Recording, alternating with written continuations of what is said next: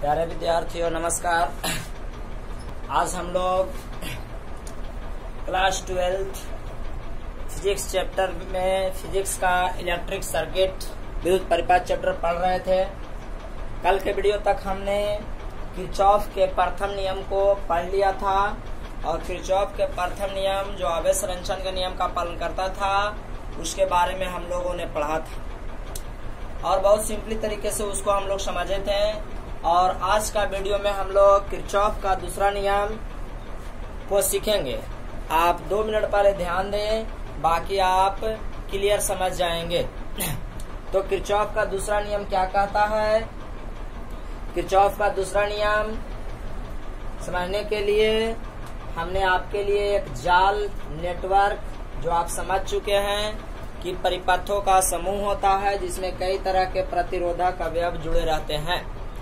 तो किरचॉफ का दूसरा नियम की परिभाषा देख लेते हैं, फिर इस जाल को भी समझेंगे। तो किरचॉफ का दूसरा नियम को हम लोग लूप का नियम या वोल्टेज का नियम भी कहा जाता है। इसको शॉर्ट में किरचॉफ वोल्टेज लॉ भी कहा जाता है या केवीएल भी कहा जाता है। किरचॉफ सेकंड लॉ और कह सकता है किरचॉफ लूप लॉ या किरचॉफ वोल्टेज लॉ। तो आपसे किसी भी तरह से पूछ सकता है। किरचॉफ का वोल्टेज लॉ पूछा जा सकता है, किरचॉफ के लूप लॉ पूछा जा सकता है। और कल का वीडियो में हम लोग पढ़े थे किरचॉफ जंक्शन लॉ, ठीक है, और किरचॉफ करंट लॉ केसीएल। तो आज हम लोग केवीएल पाएंगे। तो किरचॉफ के दूसरा नियम समझने के लिए आपको थोड़ा सा ध्यान देना है। देखिए, इसको हम लोग कहते हैं सिग्मा चिन्ह और इसका मतलब होता है कुल योग। क्या? इसका मतलब होता है टोटल, मतलब कुल दर्शाता है। इसको हम लोग 9th-10th में माध्यमाधिका बहुलक में पढ़े हैं माध्य ज्ञात करते वक्त। तो आइए, किरचॉफ का दूसरा नियम क्या कहता है? किरचॉफ का दूसरा नियम किसी विद्युत जाल, आप समझ चुके हैं, एक विद्युत जाल यानी नेटवर्क हो, किसी विद्युत जाल यानी परिपथ के किसी बंद पास या लूप हम कल आप लोग को सिखाए थे, जो शाखाओं से जुड़ता है और बंद बनाता है, वह लूप या पास होता है।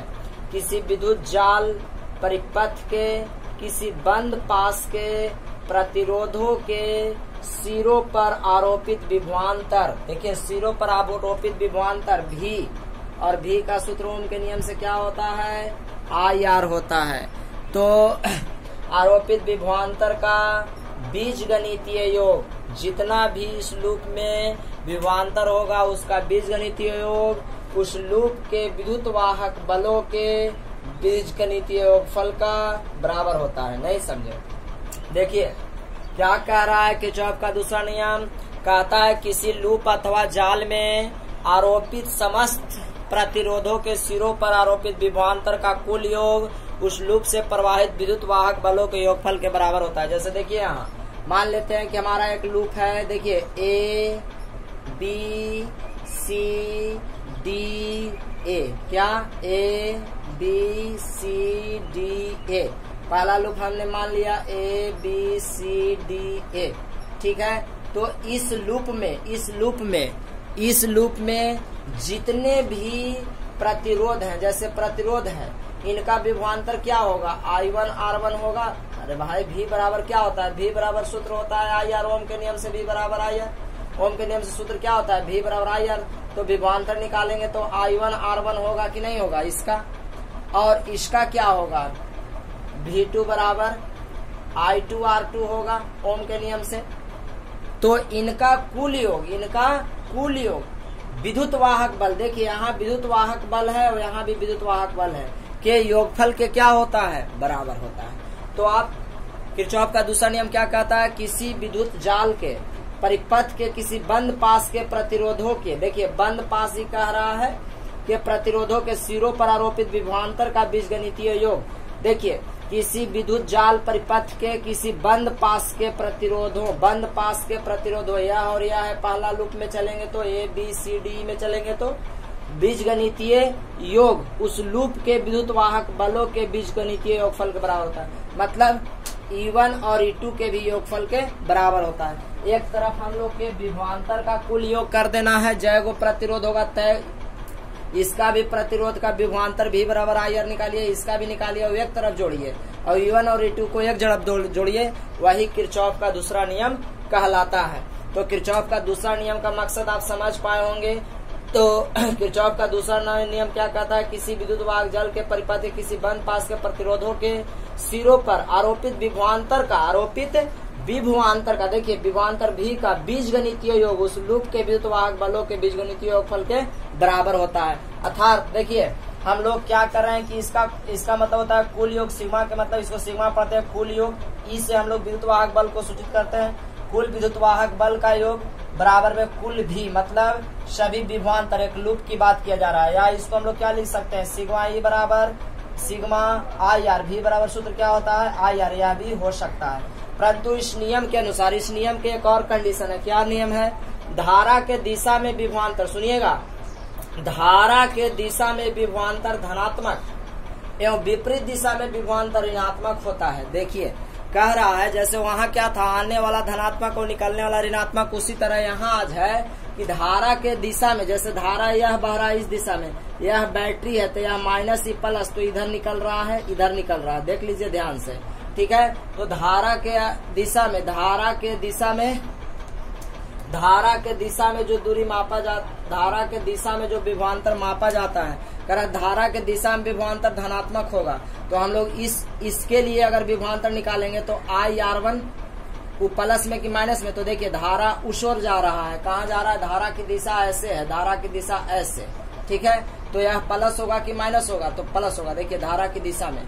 अब इसी लूप में हम लोग जब यहाँ से धारा घुरा रहे हैं, देखिए यहाँ से घुरा रहे हैं, यहाँ से ऐसे धारा आया और धारा यहाँ से घूर रहा है, D से घूर रहा है, तो देखिए धारा के विपरीत दिशा में आ रहा है, इसके विपरीत दिशा में।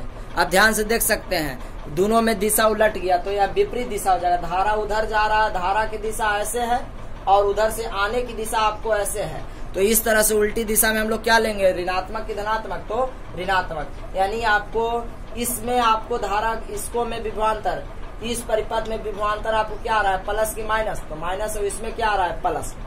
अच्छा, और साथ ही साथ आगे कहता है तथा धारा के दिशा में, सुनिएगा, धारा के दिशा में जो निगेटिव से पॉजिटिव की ओर, आप इसको थोड़ा सा छोड़ दीजिए, अभी आगे चलिए।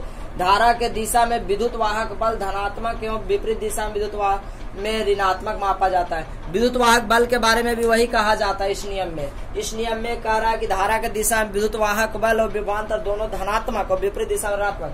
तो यहाँ जो धारा निकल रहा है देखिए माइनस से प्लस, यही कह रहे हैं कि निगेटिव से पॉजिटिव की ओर जाएगा तो धनात्मक, निगेटिव से पॉजिटिव की ओर जाएगा तो धनात्मक। तो देखिए यह निगेटिव है अभी पॉजिटिव है की ओर जाएगा तो विद्युत वाहक बल भी क्या होगा, धनात्मक। तो पहला लूप में ABCDE लूप में हमारा E1 विद्युत वाहक बल धनात्मक की ऋणात्मक, तो धनात्मक, और E2 क्या होगा, ऋणात्मक होगा। उसी तरह हम लोग दूसरा विद्युत वाहक बल में भी चेक करेंगे। तो आशा करते हैं आप किरचॉफ के दूसरे नियम को जरूर समझ पा रहे होंगे। तो किरचॉफ का दूसरा नियम क्या कहता है, मैं फिर से एक बार समझा दूं। कहता है किसी विद्युत परिपथ अथवा जाल के किसी बंद पास या लूप भी कह सकते हैं, बंद लूप के प्रतिरोधों के सिरों पर आरोपित विभवांतर का बीजगणितीय योग उस लूप के विद्युत वाहक बलों के बीजगणितीय योगफल के बराबर होता है। अर्थात सिग्मा ई बराबर V बराबर IR लिख सकते हैं। इस नियम के अनुसार दूसरा नियम क्या, किरचॉफ के दूसरा नियम का कथन क्या है, धारा के दिशा में विभवांतर धनात्मक एवं विपरीत दिशा में विभवांतर ऋणात्मक होता है। तो धारा के दिशा में विद्युत वाहक बल जो निगेटिव से पॉजिटिव की ओर जाएगा वह धनात्मक होगा एवं विपरीत दिशा में ऋणात्मक होगा, यानी प्लस से माइनस की ओर जाएगा तो ऋणात्मक होगा। आपको याद रखना है, जाने जाएगा उन्हें धनात्मक और जिस ओर नहीं जाएगा उस ओर ऋणात्मक होगा। तो इस कथन को हम लोग समझे हैं। अब हम इस वीडियो के माध्यम से आपको और आगे बढ़ाते हैं और थोड़ा सा पहले आपके लिए लिख लूं ताकि कम से कम समय लगे। इस परिभाषा के अनुसार अब हम आगे बढ़ेंगे। तो अब हम इस परिभाषा के अनुसार आगे बढ़ते हुए कहता है कि पहला लूप में अब हम लोग चल रहे हैं, देखिए बंद लूप ABCDA में, देखिए ABCDA में इस बंद लूप में चल रहे हैं। तो कहता है कि सभी विभवांतर का योग, तो देखिए इसका योग यहाँ पर V1 निकालेंगे। तो देखिए V1 क्या होगा, V1 और हमको जोड़ना है V2 को भी जोड़ना है, ठीक है। बराबर में E1 को भी और E2 को भी जोड़ना है। E1 और E2 को जोड़ लिए, ठीक है। यह कह रहा था कि कुल विभवांतर का योग विद्युत वाहक बलों के योगफल के बराबर होता है। लेकिन इसी का दूसरा नियम क्या कहता है कि धारा के दिशा में विभवांतर धनात्मक होगा। तो देखिए यहाँ पर जो धारा बह रहा है इसके सिरे की ओर, तो वह देखिएगा कि यह ऋण से धन यानी प्लस की ओर जा रहा है। तो इसको हम पॉजिटिव रखेंगे कि निगेटिव, तो यहाँ पॉजिटिव रखा जाएगा। जबकि जब हम लोग इसको में आ रहे हैं, देखिए यहाँ से धारा ऐसे घूर रहा है और यहाँ पे धारा की दिशा उल्टी दिशा में जा रहा है। देखिए यहाँ पे धारा ऐसे है, यहाँ ऐसे है धारा, लेकिन हम लोग जा रहे हैं ऐसे। तो इसको में ऋणात्मक होगा कि धनात्मक होगा? देखिए तो ऋणात्मक होगा। तो इसको हम लोग किस चिन्ह के साथ शामिल करेंगे? माइनस चिन्ह के साथ शामिल कर लेंगे। आप V2 को ध्यान से देखिए, इसको हम लोग किस चिन्ह के साथ शामिल करेंगे? V2 के साथ। उसी तरह फिर हम लोग E1 की जांच करेंगे। तो E1 की धारा कैसे जा रहा है? प्लस पे जा रहा है, क्योंकि उसी दिशा में बह रहा है, धनात्मक में। और इसी तरह यहाँ से घूरेंगे तो E2 क्या हो जाएगा? ऋणात्मक में। तो E2 भी आपको क्या हो जाएगा? ऋणात्मक। शायद आप जरूर समझ पा रहे होंगे परिभाषा के अनुसार, यहाँ से देख करके आप समझ सकते हैं। तो और इसको हम लोग हल करेंगे तो क्या होगा? V1 और माइनस में V2 बराबर में E1 माइनस में E2, हाँ या ना? अब V बराबर हम लोग के IR1 लिखना है। तो यहाँ से विभवांतर का बात कहा था, तो वहां से क्या निकाल सकते हैं? यहाँ से V1 का मान निकालेंगे तो I1 धारा बह रहा है, क्या होगा? तो यहाँ होगा I1 R1। उसी तरह यहाँ क्या होगा आपको? I2 R2 बराबर में E1 माइनस E2। आशा करते हैं आप इस बात को जरूर समझ पा रहे होंगे। यह समीकरण 1 हो जाता है। इस तरह से प्रथम लूप में आपको समीकरण यह बनता है। आप दिए अनुसार कोई भी मान यहाँ से निकाल सकते हैं। अब बंद लूप, फिर बंद loop C D E F में चलेंगे। देखिए C D E F C में, C D E F C में जब इस बंद लूप में हम लोग चलेंगे तो उसी तरह से जब इस बंद लूप में हम लोग चल रहे हैं, ध्यान से देखिए धारा की दिशा वैसी तरह से है। लेकिन अब जब हम लोग इस लूप में जा रहे हैं तो यहीं से हम लोग जब धारा की दिशा में चलना शुरू करते हैं, 1 मिनट पहले इसको आप कंफर्म होकर के समझ लेंगे। तो धारा इस तरह से बह रहा है, देखिए ध्यान से, धारा इस तरह से बहता जा रहा है, बहता जा रहा है। तो जो V3 है वो प्लस होगा कि माइनस होगा? तो यहाँ से देखिए धारा का बहाव इस हो रहा है तो प्लस होगा। इसी तरह यह भी बहता जा रहा है तो यह भी क्या हो रहा है? प्लस हो रहा है। ध्यान से आप एक बार देख करके इसको समझ सकते हैं। तो यहाँ से अगर हम लोग क्या कर सकते हैं?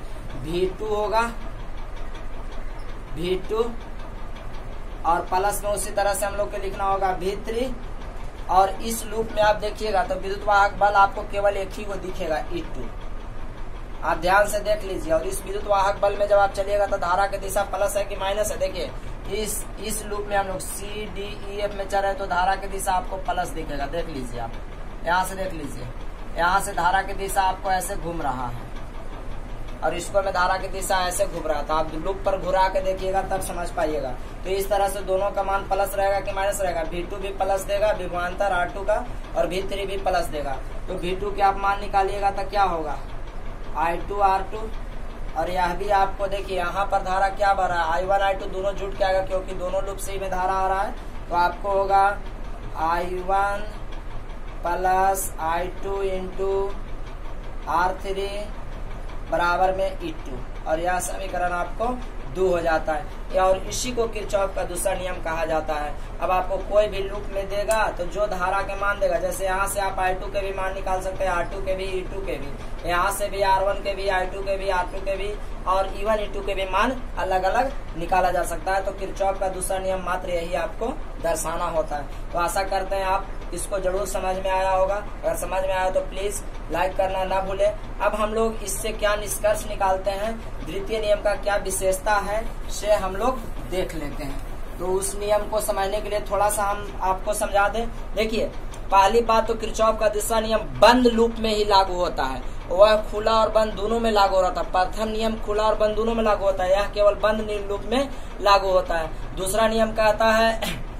कि इससे ऊर्जा संरक्षण के नियम का पता चलता है। किससे पता चलता है?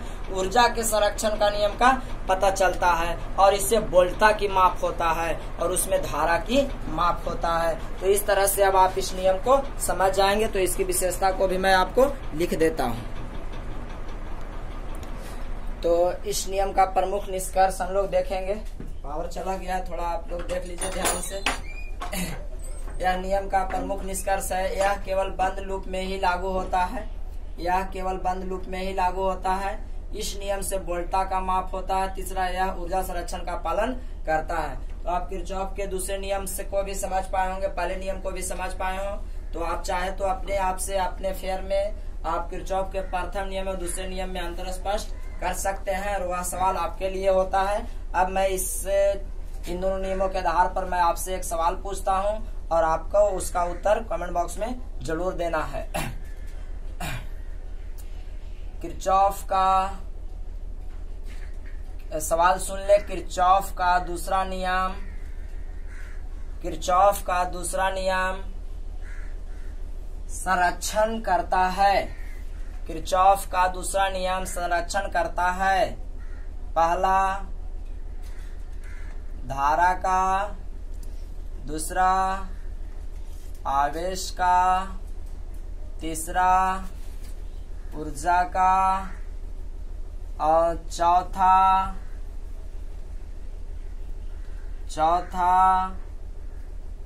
सभी। तो आपको जरूर अपने उत्तर कमेंट बॉक्स में देना है। किरचॉफ का दूसरा नियम पालन करता है। किरचॉफ का दूसरा नियम संरक्षण करता है किसका? धारा का, आवेश का, ऊर्जा का। तो आप अपना उत्तर कमेंट बॉक्स में जरूर दें। अगर आपको यह वीडियो पसंद आए तो प्लीज लाइक करना ना भूलें और शेयर भी करना ना भूलें। यदि आप चैनल को सब्सक्राइब न किए हैं तो चैनल को सब्सक्राइब कर लें। धन्यवाद।